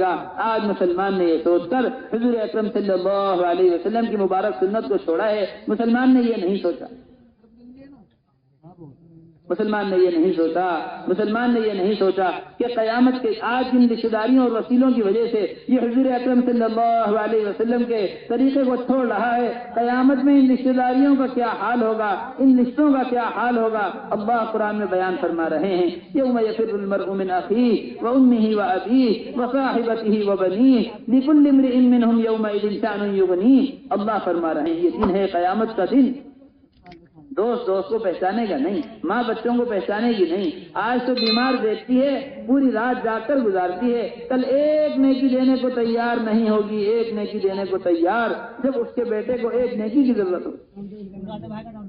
ساری امت سارے انبیاء کے پاس جائیں گی، ہر ایک انکار کر دے گا میں آپ کی سفارش اللہ سے نہیں کر سکتا۔ ساری امت حضور اکرم صلی اللہ علیہ وسلم کے پاس آئیں گی، آپ فرمائیں گے تم نے اچھا کیا تم آ گئے ہو، میں اللہ سے تمہاری ضرور سفارش کروں گا۔ روایت میں آتا ہے سجدہ فرمائیں گے حضور اکرم صلی اللہ علیہ وسلم، ایسا سجدہ اللہ کو رحم آ جائے گا، سر اٹھاؤ محمد جو مانگو گے دیا جائے گا، سر اٹھاؤ محمد جو مانگو گے دیا جائے گا۔ حضور اکرم صلی اللہ علیہ وسلم سجدے سے سر اٹھائیں گے، ہر کلمے والے کی اللہ سے سفارش کریں گے۔ روایت میں لکھا ہوا ہے وہ مسلمان جو اپنے گناہوں کی وجہ سے دوزخ میں ڈال دیا گیا تھا، حضور اکرم صلی اللہ علیہ وسلم کی شفاعت پر اللہ کے حکم سے دوزخ سے نکال کر جنت میں داخل کیا جائے گا۔ میرے محترم دوست بزرگوں، آج مسلمان نے یہ تو سوچا ہے کہ فلانا رشتہ دار کیا کہے گا، فلانا دوست کیا کہے گا، مسلمان نے یہ نہیں سوچا، مسلمان نے یہ نہیں سوچا جس حال میں مروں گا اسی حال میں اٹھایا جاؤں گا، کل قیامت میں میرے نبی نے مجھے نہ پہچانا تو میرا کیا ہوگا، کل میں شفاعت سے محروم کر دیا گیا تو میرا کیا ہوگا۔ کتنی روایات سید الانبیاء حضور اکرم صلی اللہ علیہ وسلم فرما رہے ہیں، من رغب عن سنتی فلیس منی، جس نے میری سنت سے اعراض کیا ہے وہ مجھ میں سے نہیں ہے، جس نے میری سنت کو پیٹ دکھلائی وہ میری شفاعت سے محروم بھی ہو گیا۔ یہ بھی روایتوں کے اندر لکھا ہوا ہے بعض سنتوں کے لیے۔ اس لیے میرے محترم دوست بزرگوں، کتنی محبت کے ساتھ، کتنے تعلق کے ساتھ مسلم کو بغیر کسی ماحول سے متاثر ہوئے، بغیر کسی ماحول سے متاثر، دل کی محبت کا تقاضا یہ ہے کہ انسان حضور اکرم صلی اللہ علیہ وسلم بیان آپ کو پسند آیا ہو تو بیان کو لائک شیئر اور چینل کو سبسکرائب کرنا مت بھولیے، کمنٹس میں اپنی رائے کا اظہار کوئی ماحول ضرور متاثر نہیں کرتا تھا، کوئی ماحول متاثر نہیں کرتا تھا۔ روایت کے اندر آتا ہے حضرت مقداد بن اسود رضی اللہ تعالیٰ عنہ شرفاء کے درمیان بیٹھے ہوئے، وزراء کے درمیان بیٹھے ہوئے، بڑے بڑے لوگوں کے درمیان بیٹھے ہوئے، ہوتے ہیں نا بڑے بڑے لوگوں کے درمیان بیٹھے ہوئے، اب طور طریقے بدل گئے لوگوں کے کہ بھئی ماحول ایسا ہے اب اسی طریقے سے چلو۔ ہمارے حضرت بڑی اچھی بات فرماتے ہیں، ماحول کو دیکھ کر حال اور حلیہ بدلنا یہ تو بہروپیوں کی علامت ہوتی ہے۔ کس کی علامت ہوتی ہے؟ یہ مسلمان کی علامت نہیں ہے، یہ تو بہروپیوں کی علامت، جیسا دیش ویسا بھیش، یہ تو بہروپیوں کی علامت ہے، یہ مسلمان کی علامت نہیں۔ مسلمان کی تو علامت بتلائی گئی ہے، کہیں بھی ہو کسی بھی حال میں ہو، سر سے پاؤں تک ایسا ہو کہ اس کو دیکھ کر اللہ یاد آ جائے۔ میرے محترم دوست بزرگوں، حضرت مقداد بن اسود رضی اللہ تعالیٰ عنہ وزراء کے شرفاء کے درمیان روایت میں آتا ہے کچھ کھا رہے تھے، کھاتے ہوئے لقمہ گر گیا، اس گرے ہوئے لقمے کو اٹھا کر کھانے لگے، گرے ہوئے لقمے کو۔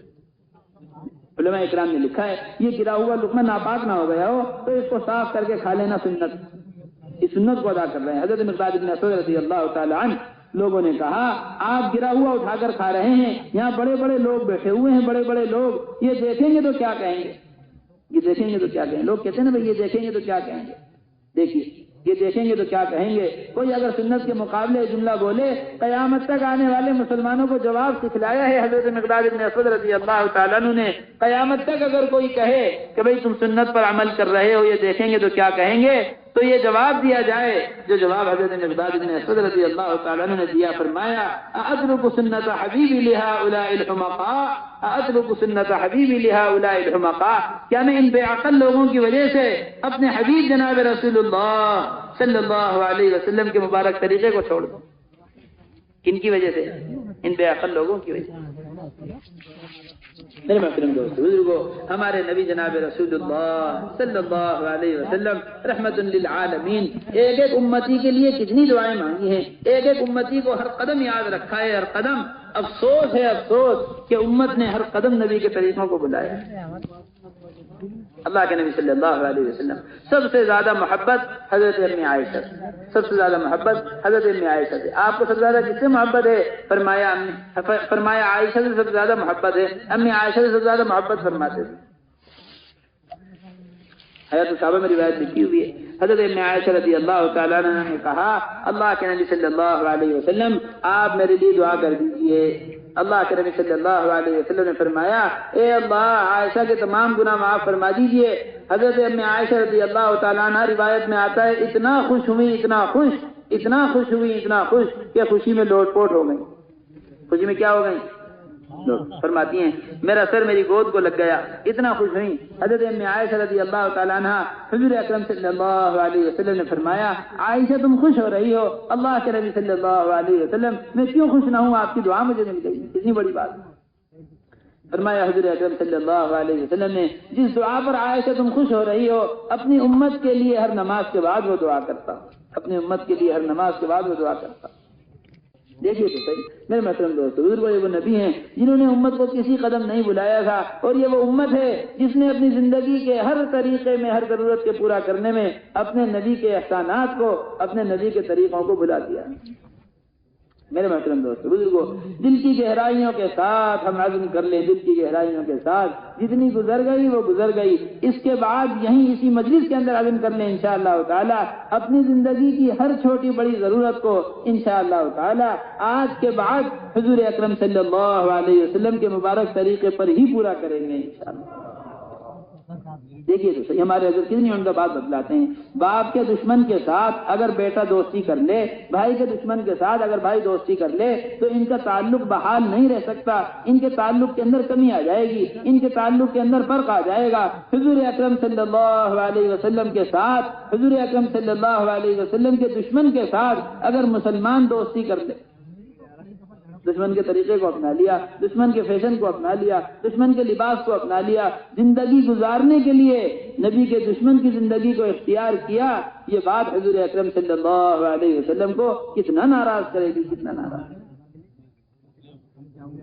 یہ معاشرہ بنایا ہے مدینہ منورہ کے اندر، یہ زندگی بنائی ہے صحابہ اکرام رضوان اللہ تعالی علیہم اجمعین سنتوں پر عمل کرنے اور حضور اکرم صلی اللہ علیہ وسلم والے اعمال پر زندگی گزارنے سے ایسی زندگی مدینہ منورہ کی بنی ہے، ایسی زندگی کہ آنے والا مدینہ منورہ کے اندر قرآن کو دیکھتا تھا، قرآن کو سمجھتا تھا، صحابہ اکرام کی زندگی کو دیکھتا۔ مدینہ منورہ کا ایسا ماحول، ایسا معاشرہ، ایسے معاملات، ایسے اخلاق مدینہ منورہ کے بنائے گئے ہیں۔ دیکھیے مدینہ منورہ کے بارے میں کہا جاتا ہے کسی کو قرآنی تجارت دیکھنی ہو مدینہ کا بازار دیکھ لو، کسی کو قرآنی معاملہ دیکھنا ہو مدینہ منورہ کی عدالت دیکھ لیجئے، کسی کو قرآنی معاشرہ دیکھنا ہو صحابہ اکرام کی زندگی، ان کے مکانات دیکھ لیجئے، کسی کو قرآنی عبادت دیکھنی ہو مدینہ منورہ کی مسجد دیکھ لیجئے۔ 100% مدینہ منورہ ایسے زبردست نمونے کے ساتھ، قرآن شریف کا ایسا نمونہ، روایت لکھی ہوئی حیات الصحابہ کے اندر، زبردست روایت کے اندر آتا ہے حضرت سلمان فارسی رضی اللہ تعالیٰ عنہ بہت بڑے صحابی ہیں، جتنے صحابہ اکرام ہیں ان میں سب سے زیادہ عمر پانے والے صحابی حضرت سلمان فارسی رضی اللہ تعالیٰ عنہ کی سب سے لمبی عمر ہوئی۔ روایت کے اندر آتا ہے ان کے پاس ان کے ایک دوست آئے، حضرت سلمان فارسی رضی اللہ تعالیٰ عنہ کے پاس ان کے ایک دوست آئے، آ کر کہنے لگے ہم نے سنا ہے آپ کے نبی پر کوئی آسمانی کتاب نازل ہوئی ہے، ذرا وہ ہمیں آسمانی کتاب دکھلائیے۔ کیا دکھلائیے؟ ہمیں آسمانی کتاب دکھلائیے جو آپ کے نبی پر نازل ہوئی۔ اب کوئی کتاب دیکھنے کے لیے آیا، اس کے ذہن میں کیا ہوگا، اس دوست کے ذہن میں کیا ہوگا؟ کوئی کتاب سے نکال کر دکھلائیں گے، کچھ ورقے نکال کر دکھلائیں گے، کوئی صحیفہ نکال کر دکھلائیں گے۔ روایت کے اندر آتا ہے کہ دوست بیٹھے ہوئے تھے، سامنے سے حضرت ابو درداء رضی اللہ تعالیٰ عنہ تشریف لا رہے تھے، حضرت ابو درداء رضی اللہ تعالیٰ عنہ تشریف لا رہے تھے۔ حضرت سلمان فارسی رضی اللہ تعالیٰ عنہ نے فرمایا تم آسمانی کتاب قرآن دیکھنے کے لیے آئے تھے، اس آتے ہوئے شخص ابو درداء کو دیکھ لو، گویا کہ یہی اللہ کی کتاب قرآن، گویا کہ یہی اللہ کی کتاب قرآن۔ ان کا کھانا پینا، ان کا اٹھنا بیٹھنا، ان کا خریدنا بیچنا، ان کا سونا جاگنا ایسا قرآن شریف کے مطابق تھا، ایسا قرآن کے مطابق جو قرآن دیکھنے کے لیے آئے ان کو صحابی دکھلا دیا۔ ایسا معاملہ مدینہ منورہ میں آنے والے صحابہ اکرام کے معاملے کو اور صحابہ اکرام کے اخلاق کو دیکھ کر اسلام میں داخل ہوتے تھے۔ اسلام کو سمجھنے اور سمجھانے کے لیے ہمارے عزت فرماتے ہیں سب سے بڑا دروازہ اسلام کے تعارف کا وہ صحابہ اکرام کے اخلاق، صحابہ اکرام کے معاملات، ایسا معاملات والا تیار کیا تھا۔ ہمارے فرماتے ہیں آج تو مسلمان نے محنت کو چھوڑ کر اپنے معاملات کو ایسا خراب کر لیا ہے، ایسا خراب کہ کوئی اگر مسلمان سے معاملہ کرتا ہے تو یہ کہتا ہے کہ بھئی مسلمان سے زیادہ معاملے کا خراب میں نے کسی کو نہیں دیکھا۔ ان کی کتاب تو یہ کہتی ہے مسلمان سب کچھ کر سکتا ہے لیکن جھوٹ نہیں بول سکتا۔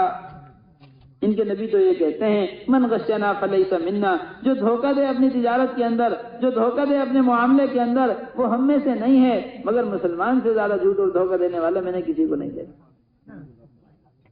ہم نے اپنے معاملات کو اس مبارک محنت کو چھوڑ کر ایسا بگاڑا ہے کہ آنے والا ہم سے معاملہ کرتا ہے تو اسلام سے قریب نہیں ہوتا، اسلام سے دور ہو جاتا ہے۔ صحابہ اکرام رضوان اللہ تعالی علیہم اجمعین نے ان اخلاق کو اور معاملات کو ایسا بنایا تھا کہ آنے والے کا معاملہ ان کے ساتھ پیش آتا تھا، اسلام کی محبت دل میں لے کر جاتا۔ حضرت صاحب واقعہ لکھا ہوا ہے، حضرت علی بن ابی طالب رضی اللہ تعالیٰ عنہ، ہمارے حضرت سنا رہے تھے پرسوں بیان میں، حضرت علی بن ابی طالب رضی اللہ تعالیٰ عنہ کا واقعہ۔ حضرت علی بن ابی طالب رضی اللہ تعالیٰ عنہ کے پاس ایک لوہے کی زرہ تھی، لوہے کی زرہ، جنگی لباس کو کہتے ہیں، لوہے کا جنگ کا لباس جو حفاظت اور دفاع کے لیے ہوتا ہے اس کو زرہ کہتے ہیں، زرہ۔ حضرت علی رضی اللہ تعالیٰ عنہ کی وہ زرہ کھو گئی، اس زرہ کو یہودی کے پاس دیکھا، ایک یہودی کے ہاتھ میں، فرمایا بھائی آپ کے ہاتھ میں جو زرہ ہے یہ تو میری ہے۔ یہودی نے کہا جی نہیں، یہ زرہ میری ہے۔ علی رضی اللہ تعالیٰ نے فرمایا میں خوب اچھی طرح جانتا ہوں یہ زرہ میری ہے۔ یہودی نے کہا نہیں، یہ زرہ تو میری ہے۔ آپس میں یہ طے ہوا، چلو اب عدالت چلتے ہیں، قاضی کے پاس چلتے ہیں، قاضی اس کا فیصلہ جس کے متعلق کر دے گا بس یہ زرہ اسی کی ہو جائے گی۔ اپنا معاملہ عدالت کے حوالے کرتے ہیں، عدالت چلے۔ روایت کے اندر آتا ہے عدالت پہنچے، حضرت علی بن ابی طالب رضی اللہ تعالیٰ عنہ آپ کے ساتھ وہ یہودی، اس یہودی کے ہاتھ میں وہ زرہ، عدالت میں پہنچے۔ قاضی نے دیکھا حضرت علی رضی اللہ تعالیٰ عنہ تشریف لائے ہیں، قاضی اپنی جگہ سے کھڑے ہو گئے، علی رضی اللہ تعالیٰ عنہ کو اپنی جگہ بٹھایا۔ دیکھیے جج کی جگہ کون بیٹھا ہوا؟ جس کے ساتھ معاملہ پیش آیا ہے وہ تو جج کی جگہ بیٹھا ہوا ہے، اور جج سامنے بیٹھ گئے، آ کر بتلائیے کیا حکم ہے، کیا خدمت، کیا امید رہ گئی ہوگی اس یہودی کے دل کے اندر کہ یہ عدالت میرے بارے میں بھی فیصلہ کر سکتی ہے۔ یہاں تو خوش آمدید کی جاتی ہے ججوں کی، اور وہاں جج کیا کہہ رہے ہیں، سامنے آ کر بیٹھ گئے، بتلائیے کیا حکم۔ اب اس عدالت کے اندر معاملہ شروع ہوا، جی بتلائیے کیا معاملہ۔ علی رضی اللہ تعالیٰ نے فرمایا یہ زرہ میری ہے اور یہودی نے اس پر قبضہ کیا ہوا ہے۔ قاضی نے کہا ٹھیک ہے، قبضہ یہودی کے پاس ہے، آپ کے پاس گواہ ہونا چاہیے۔ آپ کے پاس کیا ہونا چاہیے؟ گواہ۔ کون گواہی دے گا؟ حضرت علی رضی اللہ تعالیٰ نے فرمایا حسنین گواہی دیں گے، حسنین، حسن اور حسین میرے بیٹے گواہی دیں گے کہ یہ زرہ میری ہے۔ یہ معمولی گواہ نہیں ہے، یہ سید الانبیاء حضور اکرم صلی اللہ علیہ وسلم کے نواسے ہیں، حضور اکرم صلی اللہ علیہ وسلم کی گود میں کھیلے ہوئے نواسے ہیں۔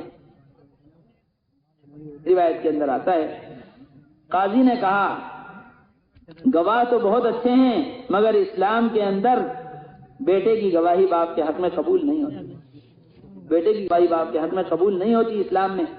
آپ کے پاس کوئی اور گواہ ہے جو آپ کی بات پر گواہی دے گا کہ جی میرا غلام بھی جانتا ہے کہ زرہ میری ہے؟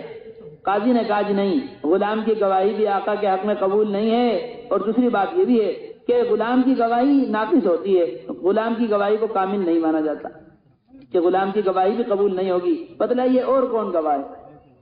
حضرت علی رضی اللہ تعالیٰ نے فرمایا میرے پاس کوئی اور گواہ نہیں ہے۔ قاضی نے کہا ٹھیک ہے، بس یہ عدالت فیصلہ کرتی ہے آج سے اس زرہ کا مالک یہودی رہے گا، آج سے اس زرہ کا مالک یہودی رہے گا۔ میرے محترم دوستو بزرگو، یہاں قاضی فیصلہ کر رہا تھا زرہ کا اور وہاں فیصلہ ہو رہا تھا یہودی کے دل کا۔ فوراً فیصلہ ہوتا ہی کہا اشہد ان لا الہ الا اللہ واشہد ان محمدا عبدہ ورسولہ۔ میں جانتا تھا یہ زرہ حضرت علی رضی اللہ تعالیٰ عنہ کی ہے، اسلام کے معاملات دیکھنے آیا تھا، انہی کی بنائی ہوئی عدالت، انہی کا متعین کردہ قاضی، انہی کے بنائے ہوئے قانون، انہی کا ملک، انہی کی بادشاہت، انہی کی سلطنت، انہی کی خلافت، سب کچھ ان کا، اور انہی کے خلاف فیصلہ کر رہا ہے۔ یہ ہے اسلام کی خوبصورتی، اشہد ان لا الہ الا اللہ واشہد ان محمد عبدہ ورسولہ۔ اس سے اچھا کوئی مذہب ہو نہیں سکتا جو انہی کے ملک میں انہی کے خلاف فیصلہ کر رہا ہو۔ آج ایک والی زمین ہڑپنے کے لیے تیار، آج ایک بالش کے اوپر ساری زندگی گزر گئی، ساری زندگی، یہ بھی پڑوسی ہے، یہ بھی رشتہ دار ہے، یہ بھی برابر میں رہنے والا ہے، ساری زندگی ایک بالش کے اوپر لڑتے لڑتے گزر گئی۔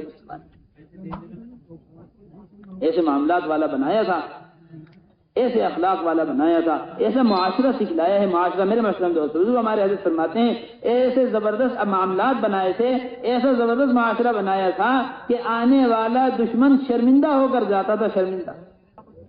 وہ مسلمان معاملہ آج اپنے مسلمان پڑوسی کے ساتھ کرنے کے لیے تیار نہیں ہے، وہ مسلمان معاملہ آج اپنے مسلمان پڑوسی کے ساتھ کرنے کے لیے تیار نہیں ہے جو صحابہ کرام نے آنے والے دشمنوں کے ساتھ حسن معاملہ پیش کیا۔ روایت لکھی ہوئی ہے، روایت بدر کے موقع پر قید ہوئے یہ کفار بڑا زبردست لشکر بنا کے لائے تھے اور بڑا نقصان پہنچانے کے لیے آئے تھے اور بہت بڑی دشمنی لے کر آئے تھے. بدر کے موقع پر اللہ نے بڑی مدد کی, بڑی مدد, بہت قتل کیے گئے اور اس کے بعد جو ہے قید کر کے لے گئے. اللہ کے نبی صلی اللہ علیہ وسلم نے فرمایا کہ کسی عجیب و غریب روایت ہے, حضرت مصعب بن عمیر رضی اللہ تعالیٰ عنہ ایک بہت بڑے صحابی ہیں, ان کے بھائی تھے عزیر, ان کے بھائی, ان کو قید کیا. اللہ کے نبی صلی اللہ علیہ وسلم نے فرمایا دیکھو اس قیدی کا خیال رکھنا. قیدیوں کا کیا رکھنا؟ قیدیوں کا خیال. دیکھیے جو خون کے پیاسے ہو کر آئے تھے ان کے ساتھ ایسا اکرام کیا ہے, ایسا اکرام. روایت کے اندر آتا ہے, یہ خود سناتے ہیں کہ مسلمانوں نے میرے ساتھ ایسا معاملہ کیا کہ ان کے اخلاق نے مجھے شرمندہ کر دیا. یہ فرماتے ہیں کہ ان کے پاس کھانے کو تو ہوتا نہیں تھا, ایک نرم روٹی ہوتی تھی. اب یہ نرم روٹی میرے ہوتے ہوئے, یعنی مہمان ہے, یہ کون ہے؟ مجھے مہمان بنایا ہوا ہے, مجھے دشمنی لے کر آیا تھا, مجھے مہمان بنایا ہوا ہے, اور میرے مہمان کے ہوتے ہوئے یہ نرم روٹی کھایا نہیں کرتے تھے. وہ نرم روٹی کا ٹکڑا مجھے دے دیا کرتے تھے. مجھے کھانے میں شرم آتی تھی, میں ان کو واپس کر دیتا تھا. سارے مسلمانوں میں وہ روٹی گھوم کر آ جاتی تھی, میرے ہوتے ہوئے کوئی مسلمان اس روٹی کو کھانے کے لیے تیار نہیں تھا. وہ نرم روٹی کا ٹکڑا گھوم کر پھر میرے پاس آ جاتا. یہ معاملہ کس کے ساتھ کیا ہے؟ جو خون کے پیاسے ہو کر آئے, جو دشمنی لے کر آئے. یہ معاملہ مسلمان اپنے رشتہ دار اور پڑوسیوں کے ساتھ کرنے کے لیے تیار نہیں. ہمارے حضرت فرماتے ہیں سب سے بڑا دروازہ اسلام میں داخل ہونے کا وہ اخلاق تھے. اخلاق حضور اکرم صلی اللہ علیہ وسلم نے ایسے اخلاق دکھلائے ہیں, ایسے اخلاق. آنے والے نفرت لاتے تھے اور یہ محبت میں بدل کر جاتے تھے. یہ وفد ثقیف حضور اکرم صلی اللہ علیہ وسلم کے خیمے میں داخل ہوتے ہوئے اپنے دل کا حال سنا رہے ہیں. حیات الصحابہ کی 3 جلد کے شروع میں لکھا ہوا ہے واقعہ. وفد ثقیف کہتے ہیں نعوذ باللہ ثم نعوذ باللہ, ابھی تک اسلام نہیں لائے تھے, ابھی تو طائف سے چل کر آئے ہیں, اور یہ کہتے ہیں نعوذ باللہ ثم نعوذ باللہ, آپ سے زیادہ نفرت کسی سے نہیں تھی جب ہم آپ کے پاس داخل ہو رہے. اللہ کے نبی صلی اللہ علیہ وسلم کے اخلاق دیکھے, اللہ کے نبی صلی اللہ علیہ وسلم کا اکرام دیکھا, اسلام کا نور دل کے اندر اتر گیا. آپ کے خیمے سے نکل رہے ہیں, اپنے دل کا حال بیان کر رہے ہیں. زمین پر اللہ کے نبی صلی اللہ علیہ وسلم سے زیادہ محبت کسی سے نہیں تھی. جب آپ کے پاس سے نکلے تو دل کا یہ حال. ایسے اخلاق جو آنے والے کی دشمنی کو, آنے والے کی نفرت کو محبت میں بدل دیں, آنے والے کی دشمنی کو دوستی میں بدل دیں, وہ اخلاق سید الانبیاء حضور اکرم صلی اللہ علیہ وسلم نے اس امت کو سکھلائے. ہمارے حضرت بڑی عمدہ بات فرماتے ہیں آنے والا قتل کا ارادہ لایا, اخلاق سے پیش آئے ہیں. آنے والا گرفتار کرنے کا نعوذ باللہ ارادہ لایا ہے, اخلاق سے پیش آئے ہیں. آنے والا دشمنی کا ارادہ لایا, اس کے ساتھ بھی اخلاق سے پیش آ کے دیکھا. یہ اخلاق تھے جنہوں نے اسلام کی محبت دلوں کے اندر اتاری تھی, اسلام کی محبت. بس میرے محترم دوستو بزرگوں, یہ اعمال, یہ صفات زندگیوں کے اندر آئیں گی اللہ کے راستے کے خروج اور محنت کے ذریعے. محنت کے ذریعے صحابہ اکرام رضوان اللہ تعالی علیہم اجمعین نے ان صفات اور ان اعمال کو زندہ کیا ہے اللہ کے راستے کی نقل و حرکت کے ذریعے. یہ کلمہ لا الہ الا اللہ اور کلمے والی صفات اور اعمال ہم تک آج تک پہنچے ہیں ان کی نقل و حرکت اور قربانی اور محنت کے ذریعے. حضرت مولانا الیاس رحمۃ اللہ علیہ فرمایا کرتے تھے صحابہ اکرام کی محنت پر سارے عالم میں کلمہ لا الہ الا اللہ محمد الرسول اللہ پھیل گیا. فرمایا کرتے تھے اس کی وجہ یہ ہے کہ وہ اپنی جان اور مال کو دین کے تقاضے پر حقیر سمجھتے تھے, یعنی بے قیمت. کیا سمجھتے تھے؟ بے قیمت سمجھتے تھے. ان کی محنت پر سارے عالم کے اندر دین پھیلا ہے. اس کی وجہ یہ ہے کہ اپنی جان اور مال کو دین کے تقاضوں پر حقیر سمجھتے تھے, حقیر. فرمایا کرتے تھے آج ہم پر افسوس ہے, افسوس, آج ہمارے زمانے کے اندر سارے عالم سے دین مٹ کر ختم ہو رہا ہے. اس کی وجہ یہ ہے ہم اپنے جان اور مال کو قیمتی سمجھتے ہیں, اپنی جان اور مال کو قیمتی سمجھتے ہیں. ان کے جان اور مال کا حقیر سمجھنا کیا تھا؟ ان کے جان اور مال کا حقیر سمجھنا یہ تھا, بے قیمت سمجھنا یہ تھا, کوئی خوشی یا کوئی غم, کوئی تنگی یا کوئی فراخی, کوئی اچھا یا برا حال کبھی اللہ کے راستے میں نکلنے سے روکتا نہیں, کبھی اللہ کے دین کے تقاضے کو پورا کرنے سے روکتا نہیں. بیمار بیماری میں نکلے اور جو ہے بوڑھے بڑھاپے میں نکلے, بچے بچپن میں نکلے, ہمارے حضرت بڑی عمدہ بات فرماتے ہیں ایسا شوق اللہ کے نبی صلی اللہ علیہ وسلم نے صحابہ اکرام کا اللہ کے راستے میں پھرنے کا بنایا تھا کہ جو معذورین اپنے عذر میں سچے ہیں وہ اپنے سچے آزار چھپا لیا کرتے تھے اللہ کے راستے میں نکلنے. منافقین کا حال یہ تھا, اللہ ہمیں معاف فرمائے, وہ جھوٹے آزار بیان کر کے اللہ کے راستے سے پیچھے رہ جاتے تھے. بچے اپنے بچپن کو چھپا رہے ہیں، بوڑھے بڑھاپے کی حالت میں اللہ کے راستے میں نکل رہے ہیں، معذورین عذر کے ساتھ اللہ کے راستے میں نکل رہے ہیں۔ یہ ہے صحابہ اکرام کا اللہ کے راستے میں نکلنا۔ دیکھیے ہمارے حضرت فرماتے ہیں ہم نے نکلنے کو ضروری اس لیے نہیں سمجھا ابھی تک کہ ہم نے صحابہ اکرام کے اللہ کے راستے میں نکلنے کے مقاصد کو سمجھا ہی نہیں۔ صحابہ اکرام اللہ کے راستے میں نکلے ہیں، اللہ کا حکم، اللہ کا امر ہونے کی وجہ سے اللہ کے حکم پر اللہ کے راستے میں نکلے ہیں۔ انفروا خفافا وثقالا، ہلکے ہو یا بھاری اللہ کے راستے میں نکل جاؤ۔ مقداد ابن اسود کو یہ آیت نکال رہی ہے، ابو طلحہ رضی اللہ تعالیٰ عنہ کو یہ آیت نکال رہی ہے، حضرت ابو ایوب الانصاری رضی اللہ تعالیٰ عنہ کو بڑھاپے میں یہی آیت اللہ کے راستے میں نکال رہی ہے۔ دیکھیے تو صحیح، حیات الشام میں واقعہ لکھا ہوا ہے، حضرت ابو ایوب الانصاری رضی اللہ تعالیٰ عنہ کا بڑھاپے میں قسطنطنیہ جانا، اور اس آیت کی روایت کے اندر یہ آیت لکھی ہوئی ہے، اس واقعے میں روایت کے اندر یہ آیت لکھی ہوئی ہے، انفروا خفافا وثقالا، ہلکے ہو یا بھاری اللہ کے راستے میں نکلو۔ مولانا عطا رحمۃ اللہ علیہ فرمایا کرتے تھے، دیکھیے کتنی قیمتی اور گہری بات، حضرت فرمایا کرتے تھے انفروا خفافا وثقالا، ہلکے ہو یا بھاری اللہ کے راستے میں نکلو۔ ہم اس اللہ کے حکم پر، اس امر پر امت کے ہر بالغ مرد عورت کو اللہ کے راستے میں پھرانا چاہتے ہیں، یہ ہمارا کام۔ میرے محترم دوستو بزرگو، کس کس حال کے اندر نکلے آپ، حال دیکھیے حال۔ تاجر سیزن میں کسی سے بات کرنے کے لیے تیار نہیں ہوتا، یہ سیزن میں مدینہ منورہ چھوڑ کر نکلے ہیں۔ غزوہ تبوک یہ مسلمانوں کے کھجور کے بیچنے کا وقت تھا، تاجر سیزن کے اندر رشتہ داروں کی شادیوں میں جانے کو تیار نہیں ہوتا، سیزن میں شادیاں نہیں رکھی جاتی، سیزن میں بڑوں سے لے کر بچوں تک، گاؤں دیہات کا علاقہ ہے، بچے بھی جو ہے نگرانی میں لگے ہوئے ہیں، فصل، گھر کی عورتیں بھی فصل کی نگرانی میں لگی ہوئی ہیں۔ کیا ہے بھائی، کٹائی کا وقت ہے، اس وقت کوئی اور دوسرا کام نہیں۔ لکھا ہے محدثین نے لکھا ہے کہ غزوہ تبوک 9 ہجری کے اندر ہوا ہے، غزوہ تبوک 9 ہجری کے اندر سخت گرمی مدینہ منورہ کے اندر، جب مدینے میں کھجوریں پکتی ہیں تو مدینے میں بہت گرمی ہو جاتی ہے، سخت گرمی مدینہ منورہ کے اندر اللہ کے راستے میں نکلنے کا حکم آیا، بس یہیں سے چھٹائی شروع ہو گئی، فوراً منافقین نے نعرہ لگانا شروع کر دیا، بھائی اتنی گرمی ہے، اتنی گرمی میں کون نکلے گا، اتنی گرمی میں کون نکلے گا۔ اللہ جل جلالہ عما نوالہ نے ان کے اس بہانے کا قرآن میں جواب دیا ہے، قل نار جہنم اشد حرا، قل نار جہنم اشد حرا، نبی جی آپ کہہ دیجئے کہ جہنم کی آگ تو اس سے بہت زیادہ گرم ہو۔ جس گرمی کا بہانہ لے رہے ہو، جس گرمی کی وجہ سے اللہ کے راستے سے تم منافقین روک رہے ہو، قل نار جہنم اشد حرا، نبی جی کہہ دیجئے آپ کہ دوزخ کی آگ اس سے کہیں زیادہ گرم ہو۔ روایت کے اندر آتا ہے منافقین، اب یہ بہانہ تو چلا نہیں، اب ایک اور بہانہ کہ بھائی وہ تو شام کا علاقہ ہے، شام کے علاقے میں تھا یہ تبوک، یہ شام کا علاقہ ہے، یہاں کے تو لوگ بڑے حسن والے ہوتے ہیں، یہاں کی تو عورتیں بہت حسن والی ہوتی ہیں، ہم کہیں ایسا نہ ہو وہاں جا کر حسن کے گرفتار ہو جائیں اور فتنے میں پڑ جائیں۔ یہ بہانہ منافقین کا، اللہ تبارک و تعالی قرآن میں اس موقع پر اس بہانے کا بھی جواب دے رہے ہیں۔ اللہ نے فرمایا یہ فتنے میں پڑنے کی بات کرتے ہیں، الا فی الفتنۃ سقطوا، الا فی الفتنۃ سقطوا، حقیقت تو یہ ہے کہ یہ فتنے میں پڑے ہوئے، اللہ کے راستے سے روکنے اور رکنے کی وجہ سے یہ پہلے ہی فتنے میں پڑے ہوئے۔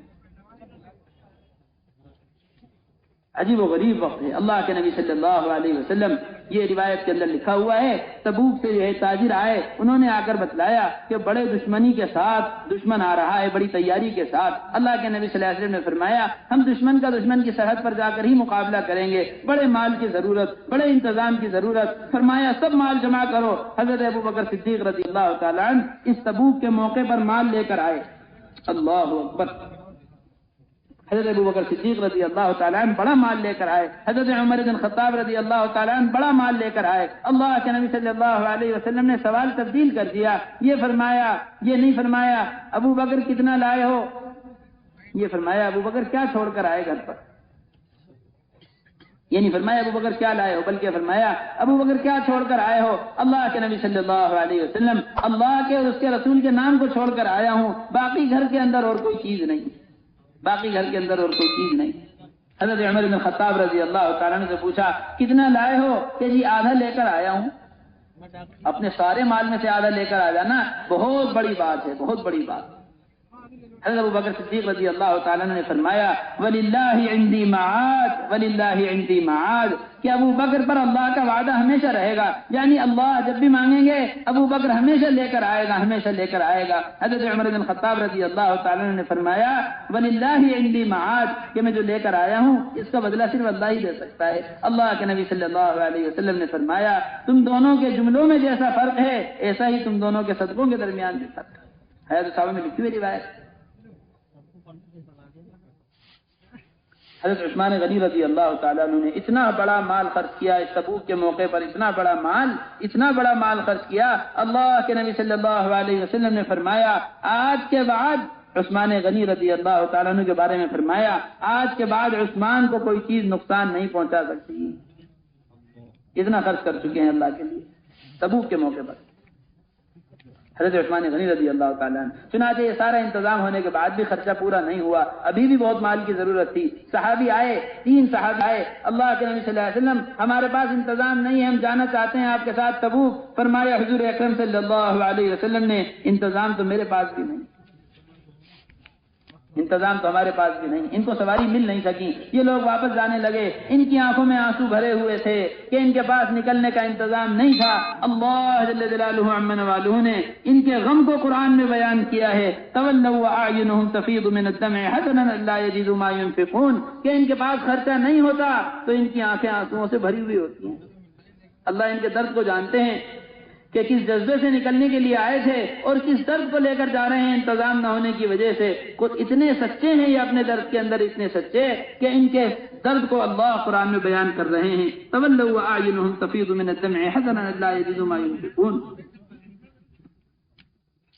چنانچہ اللہ کے نبی صلی اللہ علیہ وسلم غزوہ تبوک میں سفر پر نکل گئے۔ حضرت ابو خیثمہ رضی اللہ تعالیٰ عنہ، عجیب و غریب واقعہ یہ بھی تبوک کا، حضرت ابو خیثمہ رضی اللہ تعالیٰ عنہ چونکہ گرمی تو تھی مدینہ منورہ کے اندر، اپنے گھر کو خوب اچھی طرح ٹھنڈا کیا، گھر کے اوپر چھڑکاؤ کیا، کیا کیا؟ گھر کے اوپر چھڑکاؤ، خوب چھڑکاؤ کرنے کے بعد پھر اپنے گھر کے اندر کھانا لگا ہوا تھا۔ حضرت ابو خیثمہ رضی اللہ تعالیٰ عنہ کھانا کھانے کے لیے آ کر بیٹھے، بس بیٹھے ہی تھے فوراً خیال آیا ابو خیثمہ وہ اپنے گھر کو ٹھنڈا کر کے کھانا کھا رہا ہے، اللہ کے نبی گرمی میں اللہ کے راستے کا سفر کر رہے ہیں، یہ برداشت نہیں ہے، یہ برداشت نہیں ہوا، اپنے گھر سے اٹھے اور فوراً سفر پر نکل پڑے، اللہ کے نبی صلی اللہ علیہ وسلم کے پاس پہنچ گئے، جا کر پورا واقعہ اللہ کے نبی صلی اللہ علیہ وسلم کو سنایا۔ روایت میں آتا ہے اللہ کے نبی صلی اللہ علیہ وسلم بہت خوش ہوئے، آپ نے حضرت ابو خیثمہ رضی اللہ تعالیٰ عنہ کو دعا دی۔ حضرت ابو ذر رضی اللہ تعالیٰ پیدل چلے آ رہے تھے اس سفر کے اندر بڑی قربانی کے ساتھ، اللہ کے نبی صلی اللہ علیہ وسلم نے فرمایا یہ ابو ذر ہے، ابو ذر پیدل چل کر آیا ہے، پیدل ہی مرے گا، اور جو ہے پیدل چل کر آیا ہے، اکیلا آیا ہے، اکیلا ہی مرے گا اور اکیلا ہی اٹھایا جائے گا۔ کس قربانی کے ساتھ شرکت کی ہے۔ بیان آپ کو پسند آیا ہو تو بیان کو لائک، شیئر اور چینل کو سبسکرائب کرنا مت بھولیے۔ کمنٹس میں اپنی رائے کا اظہار ضرور کیجیے۔